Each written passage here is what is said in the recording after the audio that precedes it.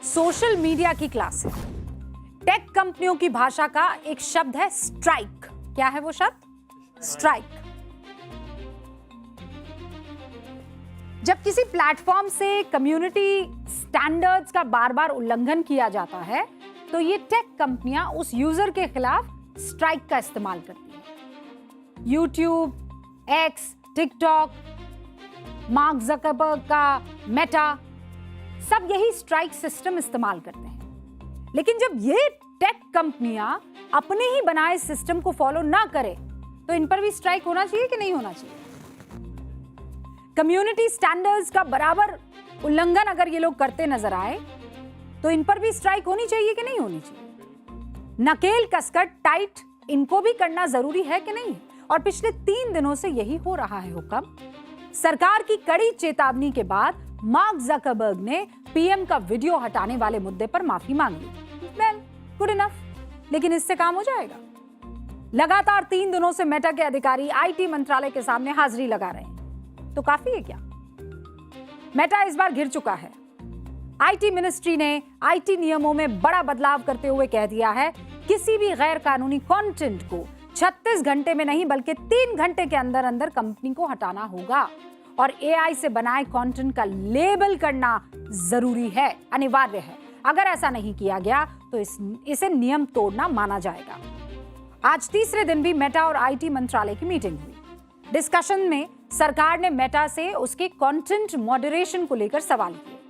यानी ये बताने को कहा कि उनके प्लेटफॉर्म पर पोस्ट की जाने वाली फोटो, वीडियो, टेक्स्ट को सही तरीके से जांचने का की जो व्यवस्था है वो काम कैसे करती है। कैसे करते हो भैया, कैसे बताइए ना।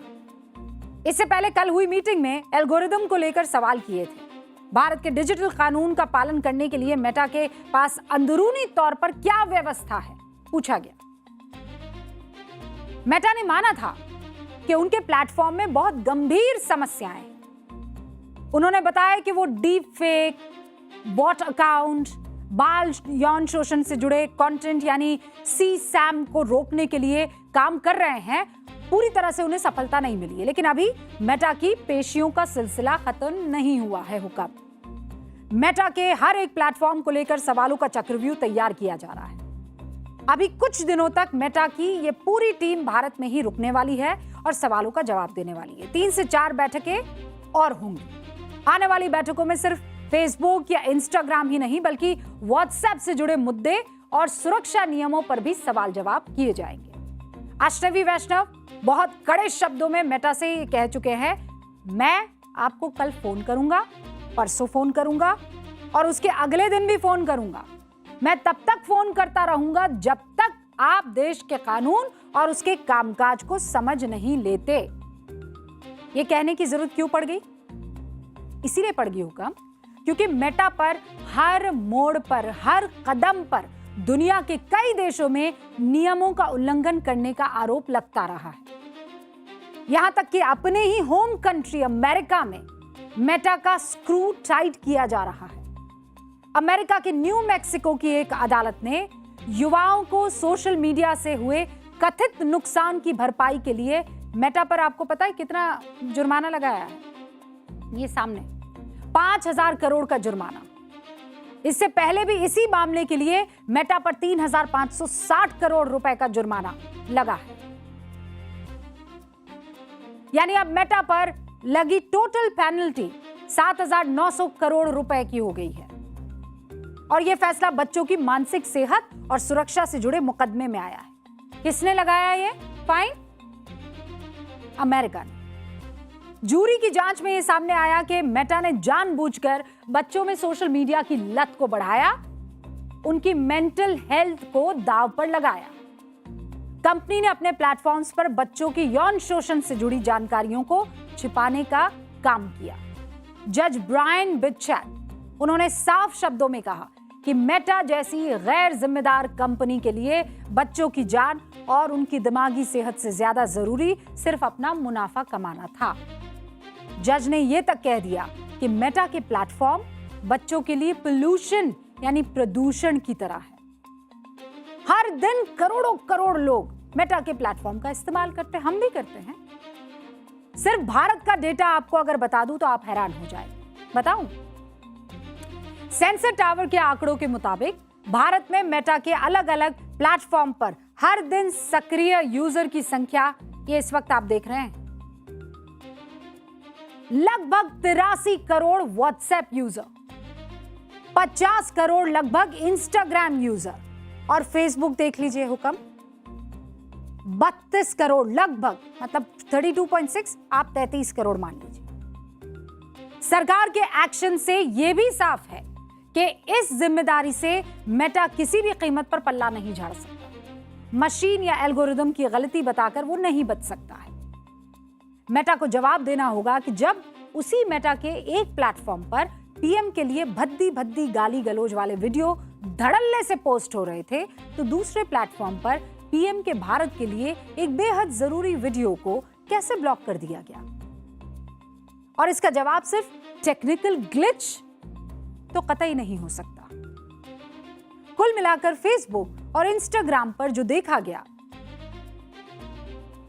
क्या पता उसको ही जानबूझकर बेचा गया। यही है मेटा की सिफारिशी एल्गोरिदम, यानी रेकमेंडेशन एल्गोरिदम, उसका असली खेल, जिसमें मेटा का सिस्टम यह मान लेता है कि यूजर अगर किसी भड़काऊ या अभद्र पोस्ट पर रुक गया तो उसे यही पसंद है, और फिर उसे वैसा ही जहर वो बार बार दिखाएगा। यानी कम्युनिटी स्टैंडर्ड का किसी तरह का कोई मतलब ही नहीं रह जाएगा। और इसका प्रैक्टिकल एग्जाम्पल एक बार आपको बताती हूं। बताऊं? देखिए, इस वक्त आपको कॉकरोच जेन अल्फा पार्टी नाम का ये इंस्टाग्राम अकाउंट स्क्रीन पर हम दिखा रहे हैं। हमने जब ये स्क्रीनशॉट लिया, उस वक्त इस अकाउंट के 666 फॉलोअर्स थे। कितने? 666। और ये सिर्फ एक शख्स को फॉलो कर रहा है, अभिजीत तिपके। 30 जुलाई को इस अकाउंट से पहली पोस्ट की जाती है, यानी ये बहुत पुराना अकाउंट तो नहीं है। जुलाई के महीने में ही इस अकाउंट को बनाया गया था। इस अकाउंट पर जंतर मंतर प्रोटेस्ट से जुड़े सारे वीडियोस पोस्ट किए गए, जिसमें खास तौर पर एक नैरेटिव दिखाते हुए पुलिस वालों को बच्चों को पीटते हुए दिखाया गया है। वीडियो पोस्ट किए गए हैं वो वाले। ऐसा नहीं है कि बच्चों को नहीं पीटा गया, ऑफ कोर्स बच्चों को पीटा गया है। इसमें से ही एक वीडियो ये भी है, इसी अकाउंट से पोस्ट किया गया है। जब हमने चेक किया तब तक वीडियो को 5,76,000 बार देखा जा चुका था। अब असलियत देख लीजिए, ये जो वीडियो आपको दिखाई दे रहा है ये पूरी तरह से फेक है।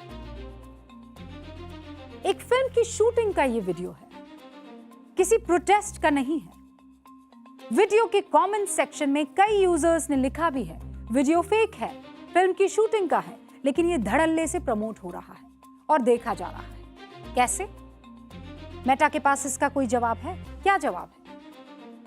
रेकमेंडेशन एल्गोरिदम के आगे कम्युनिटी स्टैंडर्ड है कि नहीं है?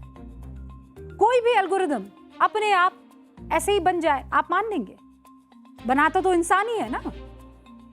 इंसानों की पसंद नापसंद से ही वो सीखते हैं ना, बॉट्स।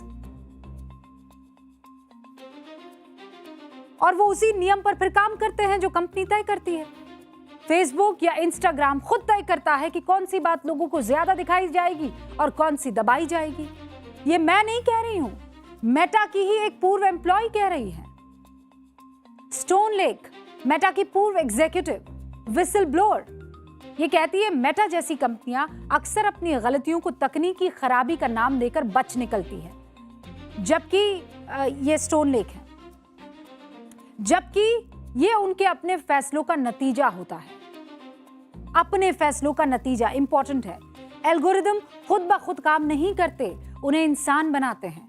मेटा खुद ये तय करता है कि उसकी नीतियां क्या होगी, स्टाफ कैसा होगा, कितना होगा, वो गलती होने की कितनी गुंजाइश छोड़ते हैं। ये सारा फैसला खुद मेटा का होता है। फीड एल्गोरिदम में कोई एक इंसान बैठकर ये तय नहीं करता है कि किस यूजर को क्या दिखाना है और क्या नहीं। इसके बजाय ये लाखों छोटे छोटे फैसलों का नतीजा होता है। एल्गोरिदम को बस इस तरह बनाया जाता है कि लोग ज्यादा से ज्यादा समय ऐप पर बिताए और उससे जुड़े रहे। और इसीलिए इरादा चाहे जो भी हो, कंपनी अपनी जिम्मेदारी से भाग नहीं सकती, और ये पूरी तरह से सही बात है। मेटा हर बार कुछ बड़ा गड़बड़ी होने का दावा करने के बाद या गड़बड़ी करने के बाद अमेरिकी सांसदों से लेकर दुनिया भर की सरकारों के सामने क्या करती है? I am sorry, we regret it. फिर कुछ दिनों बाद एल्गोरिदम और टेक्निकल एरर के नाम पर वही खेल शुरू हो जाता है। ऐसे में मेटा को रिपीट ऑफेंडर क्यों ना कहा जाए? कुछ पुराने वाकये आपको बता देते हैं मेटा के ही बारे में। जून 2020 में अमेरिका ने नक्सलवाद के खिलाफ चल रहे प्रदर्शनों के दौरान इंस्टाग्राम पर #Black Lives Matter से जुड़े कंटेंट को ऑटो म्यूट और हाइड कर दिया। इंस्टाग्राम ने इस पर सफाई दी कि उनकी एंटी स्पैम सिस्टम में तकनीकी खराबी यानी ग्लिच आ गया। अक्टूबर 2020 में अमेरिकी राष्ट्रपति चुनाव से ठीक पहले न्यूयॉर्क पोस्ट ने जो बाइडेन के बेटे हंटर बाइडेन से जुड़े एक इन्वेस्टिगेटिव रिपोर्ट को छापा। फेसबुक ने इस खबर के लिंक को अपने प्लेटफॉर्म पर शेयर होने से रोक दिया और रीच को घटा दिया। बाद में जकरबर्ग ने माना कि एल्गोरिदम में अलर्ट जारी करने के बाद ऐसा किया गया और फिर इसे सिस्टम के ग्लिच की तरह पेश कर दिया गया। अप्रैल 2022 में फिलीपींस की सरकारी और गैर सरकारी वेबसाइटों के लिंक्स के ऑटोमेटेड ब्लॉकिंग को मेटा ने टेक्निकल इरेगुलरिटी बताया। सोचिए, सरकारी वेबसाइट के लिंक को ही आपने ब्लॉक कर दिया। यानी पहले सेंसिटिव या राजनीतिक मुद्दे पर विवाद खड़ा कर दो, फिर हल्ला हो तो टेक्निकल खराबी बता दो। और ये अकेले मामले नहीं है। दिसंबर 2025 में रॉयटर्स ने एक रिपोर्ट छापी। इस रिपोर्ट में मेटा की कमाई के मॉडल को लेकर बहुत सनसनीखेज और गंभीर आरोप लगे। रॉयटर्स ने दावा किया कि मेटा के अंदरूनी दस्तावेजों के मुताबिक 2024 में मेटा की कुल कमाई का करीब 10% हिस्सा यानी लगभग 1.25 लाख करोड़ से ज्यादा स्कैम, एड या प्रतिबंधित सामान बेचने वाले विज्ञापनों से आया। यह भी पता चला कि मेटा अपने यूजर्स को रोज 15 अरब बार ऐसे विज्ञापन दिखाता है जो साफ तौर पर फर्जी या खतरनाक होते हैं। इनसे कंपनी हर साल लगभग $7 अरब कमाती है। और सबसे बड़ी बात तो यह है कि मेटा को पता था कि उसके प्लेटफॉर्म पर धोखाधड़ी वाले विज्ञापन चल रहे हैं। मेटा ने स्कैम रोकने वाली अपनी ही टीम पर लिमिट लगा रखी थी कि वो ऐसी कोई सख्त कार्रवाई ना करे जिससे कंपनी को अपनी कुल कमाई के 0.15% से ज्यादा का नुकसान। मतलब हद है हुक्म। सब कुछ जानते हुए भी मुनाफे के लिए कुछ भी कर गुजरने का खेल चला। सीधी बात यह है कि मुफ्त की डिजिटल सेवा के नाम पर नियमों को ताक पर रखकर काम नहीं किया जा सकता। गलती करो, बवाल मचाओ, जब दबाव बने तो उसे टेक्निकल ग्लिच बताकर हाथ जोड़कर खड़े हो जाओ। वही पैतरा, वही तरीका। पर अब यह नहीं चलेगा, क्योंकि सवाल सिर्फ एक पोस्ट या वीडियो का नहीं, लगभग 140 करोड़ भारतीयों के डिजिटल अधिकार और देश की अखंडता का है। और इस पर तो कोई समझौता नहीं हो सकता। हुक्म। अब आगे बढ़ेंगे। बात उस धागे की जिसने भारत की आजादी की नींव रखी थी, और आज वही धागा 21वीं सदी के आत्मनिर्भर भारत का ताना बाना बुन रहा है। आज 7 अगस्त है, नेशनल हैंडलूम डे यानी राष्ट्रीय हथकरघा दिवस है। और इस वक्त जो साड़ी मैंने पहनी है इसे भागलपुरी सिल्क साड़ी कहते हैं। इस पर काम जो है वो कलमकारी का है।